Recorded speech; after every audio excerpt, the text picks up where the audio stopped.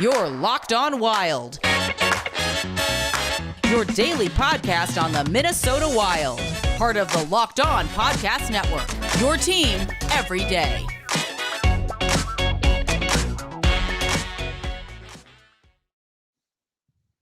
Hey everybody, how fun was that as the Minnesota Wild pick up a 2-1 win in regulation to start off the season 1-0, beating the Anaheim Ducks on opening night.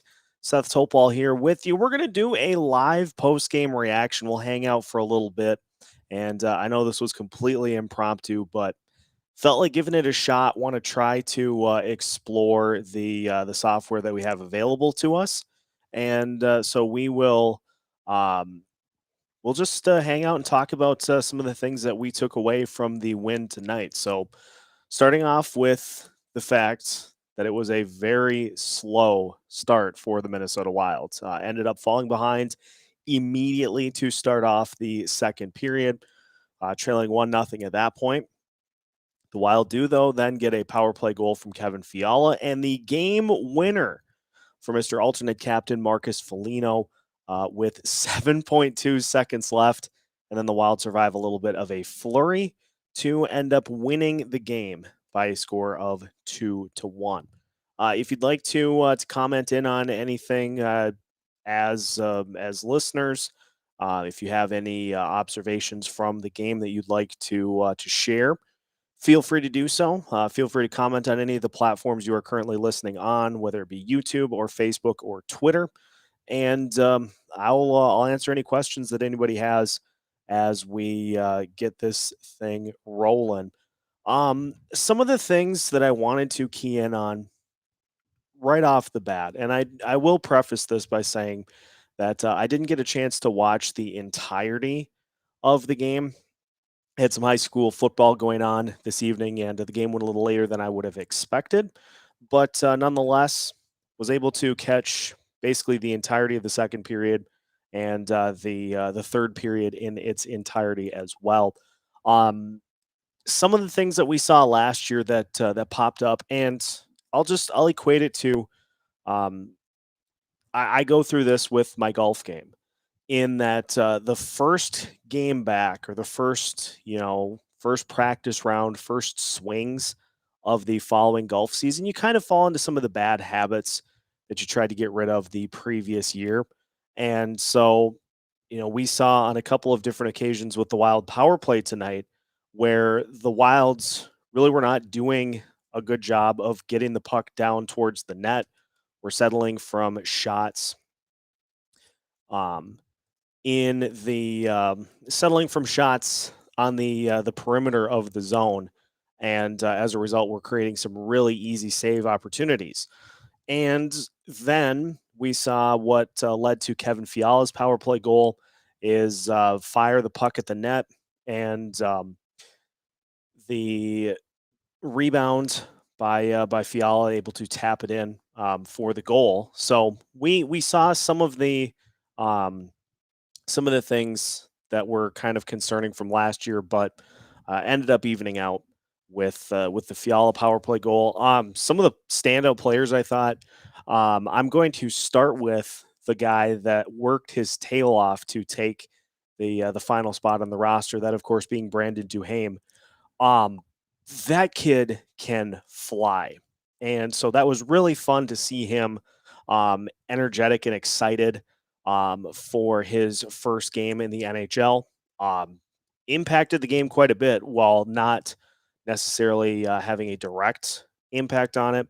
He definitely that speed definitely plays, and so good to see him be able to get in and get his skates wet while also um, being able to have an impact. So it was great to see Duhaime be able to show his speed and to get some things done. Uh, it was a lot of fun to watch him be able to just impact this game. I thought Kevin Fiala was fantastic too. Had the power play goal, nearly had another goal on a deflection off a Kaprizov shot towards the net. So Fiala this is going to be a thing, hopefully, that we are able to see unfold through the entire season.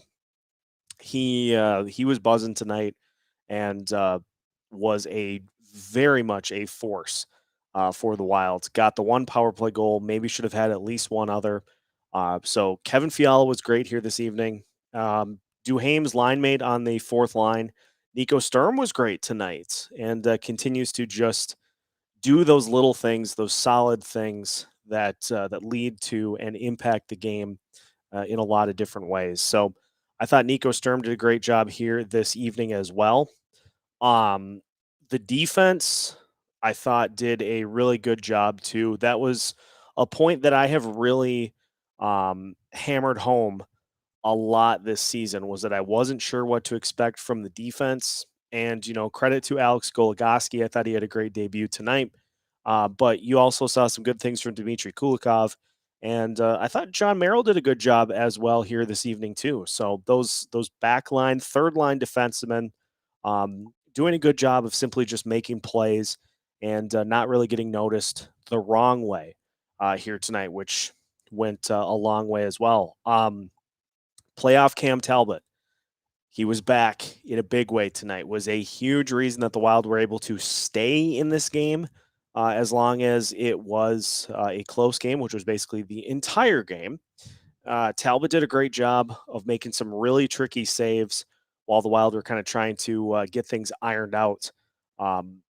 In the early portion of this game, he just did what Talbot does. There were a couple of shots that deflected weird ways that could have led to goals for the Ducks, but Talbot did a great job of making sure that we didn't get any more unfortunate goals than the only goal the Ducks scored this evening, which was just weird wraparound by the Ducks that Matt Dumba realized was happening, tried to get his stick on it, and wasn't able to.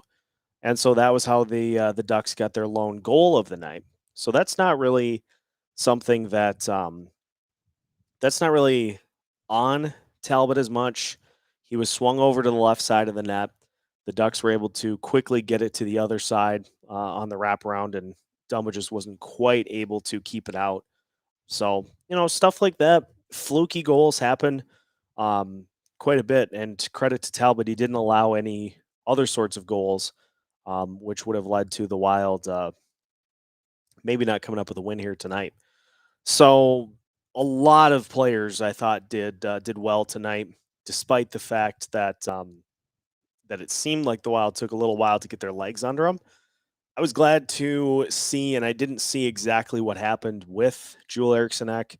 Glad to see that he came back into the game and played down the stretch. Didn't seem to be impacted by whether it was an injury or what ended up happening that pulled him out of the game earlier. So that was a good sign. I guess if there are things to point to, it was just some of the big holes that have hurt this team in the past, especially last year. Slow start, which again, you take to, and this could also be just an acknowledgement that the Anaheim Ducks are probably a little better than they were last year. And so the Wild do have a tendency, though, to take games like this and to make them a little more difficult than they need to be. So that, in addition to the second period woes, which plagued the Wild a ton last year and again reared their ugly heads tonight, those kind of things are what lead to you struggling in a game like this, keeping a team that you maybe should be able to just put away by a couple of goals, keeping them in it, keeping it tied or maybe up only by one, giving them confidence of, hey, we're still in this, we can make a play and win this thing. And then that's how you end up with those weird losses that we've seen from a lot of the teams in the NHL so far this season. So credit to the Wild. It wasn't perfect, but the Wild did a good job of just fighting through it, as they did a lot of times last year. They fought through it, and they ended up making the plays that they needed to in order to come away with the win. So there were a lot of great performances here tonight. The Wilds do have some things that they need to work on, but game one of the season coming away with a 2-1 win in exciting fashion, you really can't beat it. Next up for the Wild, they will play the Los Angeles Kings. Coming up, well, technically now tonight. And so, yeah, I just got a comment here from Ian. Yes, the power play tonight was a lot better than it was at the start of last season. That is absolutely accurate because the Wild had a historically bad for almost 2/3 of the season. They had a historically bad power play, um, and so it was great to see that kind of get figured out a little bit, at least to start the year here tonight. Yes, another good point brought up by Ian. As the Wild go to play the Los Angeles Kings, who throttled the Vegas Golden Knights last night, and Anze Kopitar was a huge factor in that.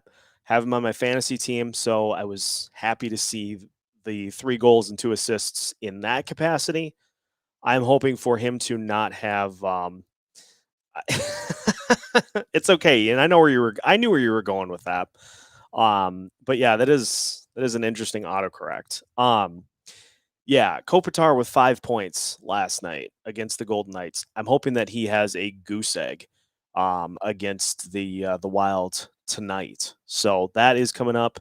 I believe for the Wild, I want to check this so that I don't speak out of turn. But the Wild, yes, it'll be a 9:30 start tonight against the Los Angeles Kings. And what we're going to do, if you saw it today on YouTube, my pregame warm up with some things to keep in mind and to point out to watch for during the Wild's games. We're going to do that every game this year.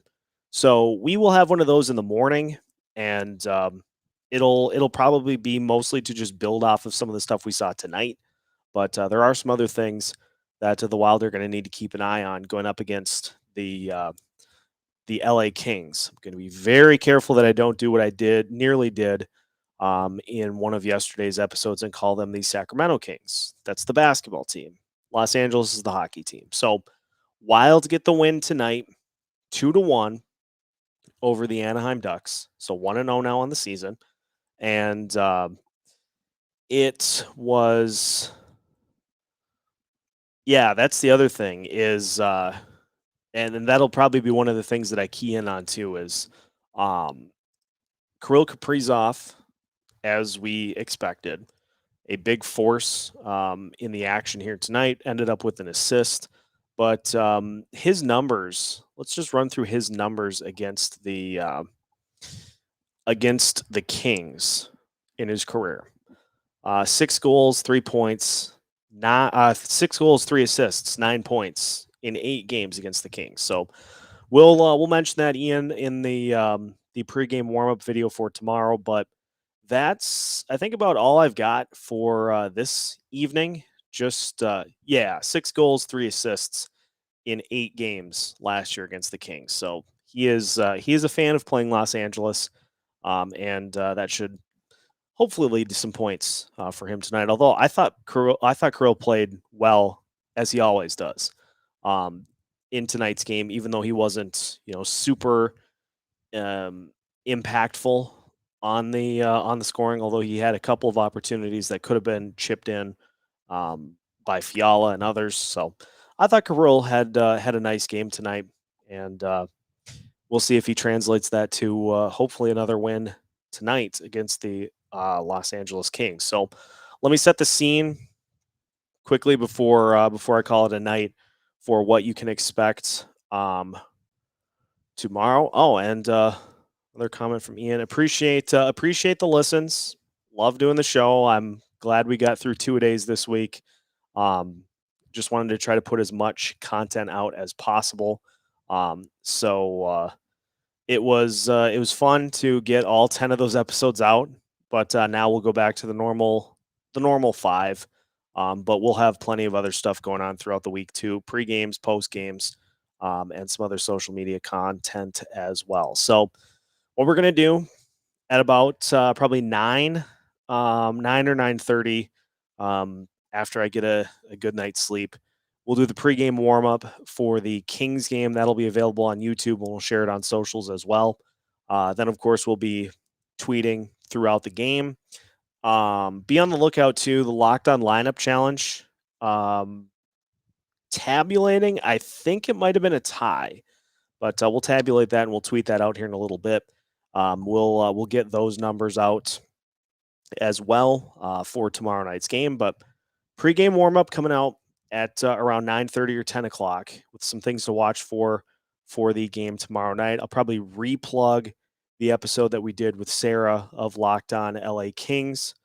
So if you want to get a little bit of an intel as to what we can expect from the Kings, we got that for you. And then we'll be with you during the game, with you after the game. Wild season is here, and we got it started off with a nifty little 2-1 win in regulation. So 2 points, none to the Ducks. Sorry about it. But 2 points, and the Wild are 1-0. 81 games to go. And we'll be with you every step of the way here on Locked On Wild. So thanks for tuning into our post game here tonight. And we will get you all set to go for game number 2 against the Los Angeles Kings coming up later today.